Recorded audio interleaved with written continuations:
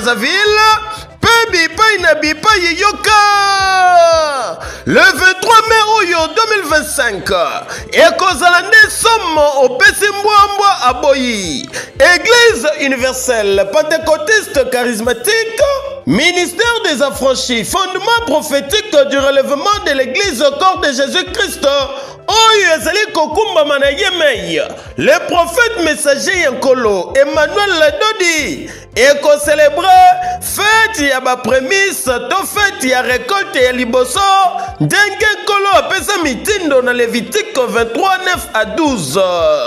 Mwana na Nzambe na 24 communes nyonso ya Kinshasa na 7 arrondissement ya Brazzaville oyo ezali occasion à ne pas rater le 23 mai oyo fête pe mabondeli oyo ye moko le prophète de Dieu Emmanuel Dodi ya kosala ekozala na objectif ya kodélivrer bakangami na minyololo ya shetani zabolo kolibere ba finance na bino ekangama kobikisa bino na ba maladie ya makasi ya ndenge na ndenge oyo moyini zabolo shetani ya pesa bino tala kaka na occasion yango Kolo na nzela ya mosali na ye akobenir ba talent, ba don, ba ministère, pe ba grâce ya ba serviteur de Dieu oyo bakozala na mobange na manifestation yango. Boya ebele bana na Nzambe ozala serviteur fidèle ozala membre ya église nini le 23 mai oyo motokozanga te